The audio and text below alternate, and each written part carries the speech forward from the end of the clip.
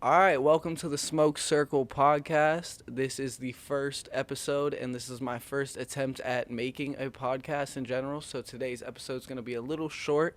I really just want to go through the basics of what this podcast is. Basically, I want to just discuss anything cannabis related, anything that is in the cannabis world, whether it's not specifically cannabis itself. So whether it's sports around it that support cannabis, different politics, different memes, laughs, goofs and gas, whatever the fuck you want to call it, that's what this podcast is. So welcome. Thank you for watching. If you're still at this marker of the video, like I said, it's not going to be too long of an episode today just because I don't have much experience and I don't see myself talking on camera too long without it getting pretty awkward. To chill some nerves out, we are going to be smoking this little index finger I rolled myself. It looks a little shitty, but I had to use two papers because I ran out of king sizes, so I'm not really too ashamed of myself. I did what I had to do. But yeah, this is a little Area 41 Kush. Pretty basic hybrid, tasting like a high school pack in the best way possible. Just that real gelato flavor, something classic that throws you back to your first time smoking weed. So I'm really enjoying this one.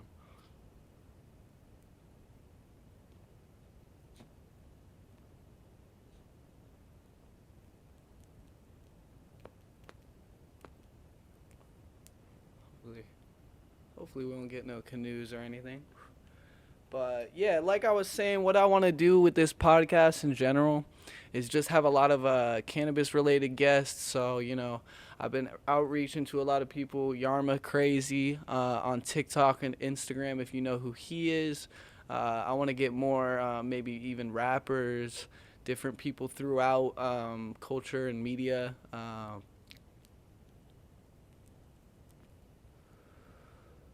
I don't know, just kind of spread the message and combine two worlds, whether they're in it or not. Um, Cannabis is something that I think needs to be more generalized in the creative space, social space, and everything. So just having people on here that aren't even cannabis related would be a great venture and definitely a great idea for sure.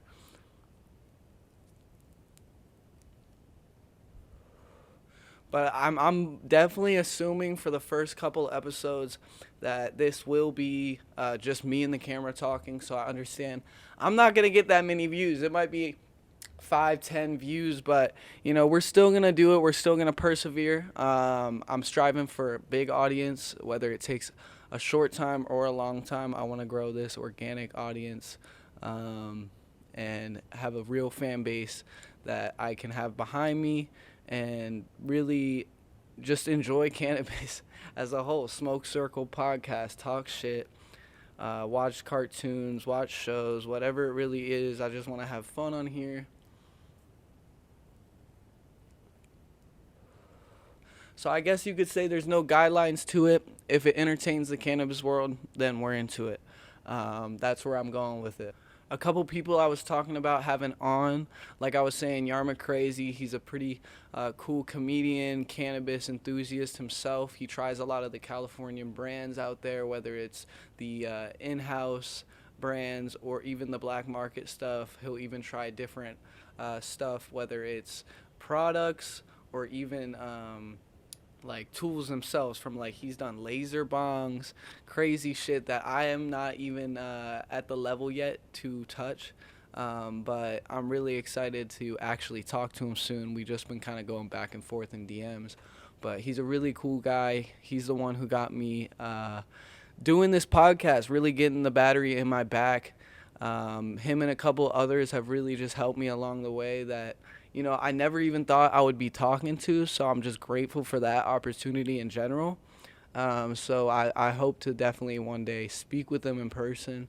Whether I have to take this podcast on the road or they can come to DC and just hang out. It's a legal environment. I definitely want to get the scene jumping a little bit more in DC.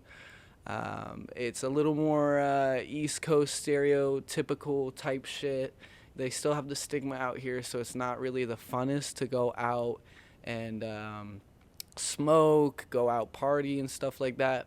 So for people like me, who really just enjoy good times with cannabis, there's not much to do here, but definitely stop by and chill. And we'll still figure out a way to make it a good time for sure. At this point, I hope I'm at least making some substance.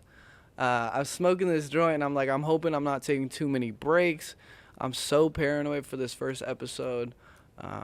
But like I said, no one's probably watching, so it's not really a big deal. A couple things else that I wanted to talk about was there was an ad by Gary Chambers. He is a Louisiana Senate candidate. And he came out with this ad, 37 seconds, that kind of blew up, and not even just the cannabis world, but kind of opened up in the political world a little different scene that not everybody used to seeing. So we can go ahead and watch that now. I've seen it already, but I can just go ahead and give my opinion. So let's get into it. Every 37 seconds, someone is arrested for possession of marijuana. Since 2010, state and local police have arrested an estimated 7.3 million Americans for violating marijuana laws, over half of all drug arrests. Black people are 4 times more likely to be arrested for marijuana laws than white people. States waste $3.7 billion enforcing marijuana laws every year. Most of the people police are arresting aren't dealers, but rather people with small amounts of pot, just like me. I'm Gary Chambers, and I'm running for the U.S. Senate, and I approve this message. Yeah, so I mean, the first time I saw that, I didn't even think it was a politician or like a major politician at first. So I really skimmed past it, and then I saw on these Instagram stories how much it was blown up, and I think I saw on High Times. That's when I realized it was a little more bigger than I was thinking, because I really just scrolled past it on Instagram casually. And yeah, this is a really big deal. This is something I'd like to see more in the government. I'm not fucking politically smart at all, so I don't give a shit. I just want cannabis reformation, expungement of crimes, and federally legalize that shit. That's all I really care about when it comes to politics. So anything else, I'm not really going for.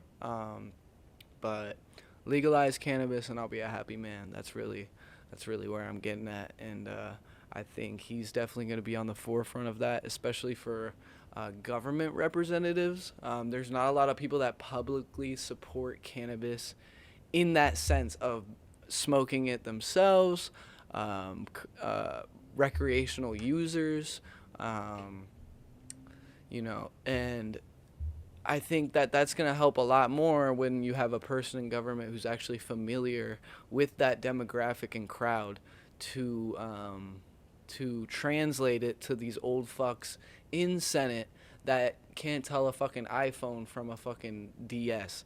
So that's kind of a good thing in that sense. I don't know if it's going to fucking legalize cannabis faster than it already would in the term of how things are looking. But I'm not going to argue against it. This is something I really liked to see, and I'd love to see more of it. So, I mean, that's really it for politics in this section. I definitely wanted to get onto UFC 270. If none of you are UFC fans, I'm sorry. I've watched the sport slowly through middle school and high school, and now that I'm getting into more of like my older years, I'm enjoying that more like how normal people would enjoy the NFL or NBA. So I'm getting pretty heavily into it. We got Francis Ngannou and Cyril Gane fighting at the top of the card. I definitely am. I don't know who to decide. I'm gonna decide now so I can show this to my homies and they cannot fucking say I switched sides or anything. For Cyril Gane and Francis Ngannou, for me, it's really just gonna be. Francis has that fighting strength and power, but when it comes to it, Cyril Gane has technique, and when it comes to technique, that can outshine longer rounds. So my pick is gonna be Cyril Gane. I think he'll win, but with that one punch, Ngannou can end his whole fucking climb to championship, whatever. I'm deciding Cyril Gahn. I feel regretful because my gut says Ngannou. Um, but that's just going to be my pick because I also have another gut feeling of Cyril technically outsmarting or outplaying Ngannou in the ring. So for that fight, that's my pick. The next fight on the card or the fight down is going to be Brandon Moreno versus Davison Figueiredo, however you say his name. Um, yeah, trilogy fight, pretty good matchup. They're both equally matched. A lot of the fan bias is leading towards Moreno, and I understand that. There's obviously a larger Mexican demographic when it comes to the fight location or even just being in America as a whole. So this is going to be their champion fighter, and I like him a lot. Like I love his attitude. I love his charisma. A little more than Figgy's coming out. I don't like the kind of villainous approach that Figgy's taking, and I kind of love the approach that Brandon Moreno's talking about. So, or coming in with. So, just laughing, good energy. He has no ill will against anyone, so it's kind of hard to play this villainous card in front of Brandon Moreno. So, you know, I want to say Figgy could do it, but I just think Brandon Moreno's coming in a little bit more clean. He's coming in a little bit more prepared, and he's hot right now. He's off that streak, so I definitely want to see him win. I definitely want to see Mexico have a representative in sports. It's definitely a great thing. A lot of my homies show him like a champion prize fighter, and I love that. You know, while the UFC is getting so diverse, there's just it's giving people another reason to like it, whether they're from that country, they've got relatives in that country, blase blase blah.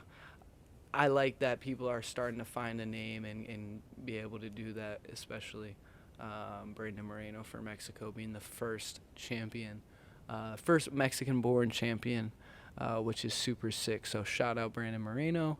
Nonetheless, shout out Figgy. My gut's saying Moreno for this one, and for the other fights, I'm not sure who else is on the card. I'm gonna be honest; those are the only two that I'm really focused on. So for those two big fights, yeah, I got Moreno and I got Cyril Gahn, and that's gonna be a pretty close fight. Like it's not gonna be something where I'm confidently picking one or another. It's gonna be like I'm picking one, and win or lose, either or, I'm gonna have a gut feeling that I should have or shouldn't have picked someone. So I'm excited. It's been almost 3 weeks, except for last week, 3-4 weeks since there's been a major card. So it's definitely going to be some fun. I'm definitely staying up late. I have work the next day, but I work every weekend, so I can never miss a fight night. And I got to be up at 8 a.m., so that's what comes with it.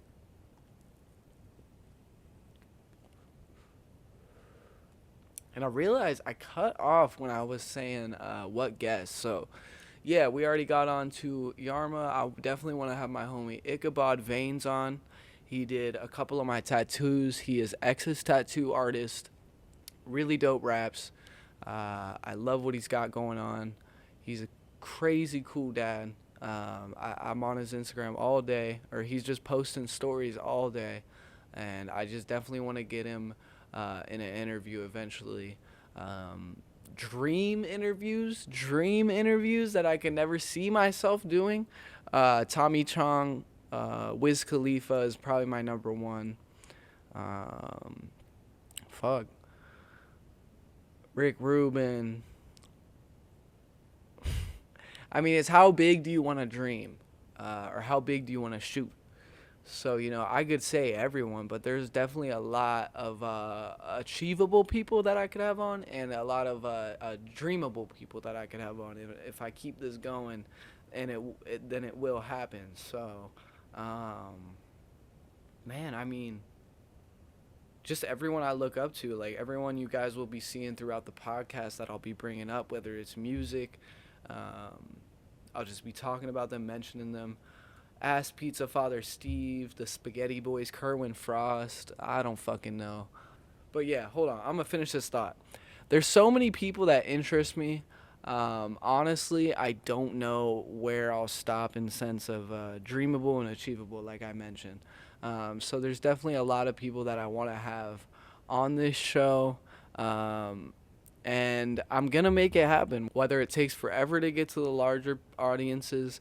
I just want to have fun with this shit. So I might have people that I just think are funny, homies. I don't really care at this point. I just want to make content, turn this into something where it can really create its own content in a whole. So that's really where I want to go with the podcast and guest in a sense.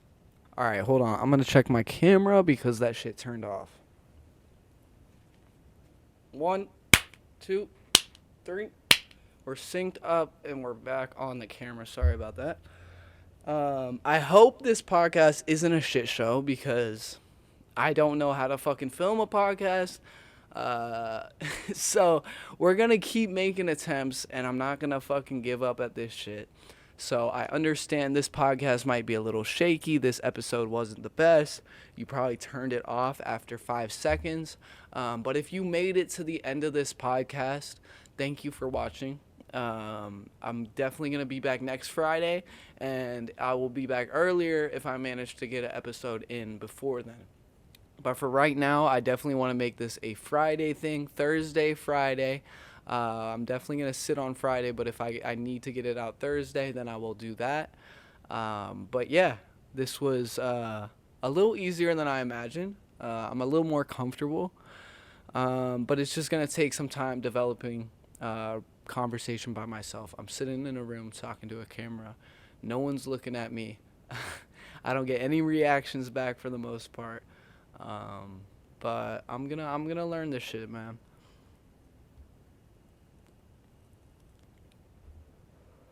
So like I said, thank you for watching. I hope you're smoking with me. I'm gonna finish this fucking finger. Do not worry.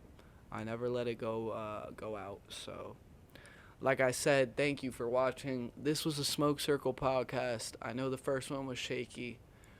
We're going to get better at this shit. Peace. Love y'all. Thank you.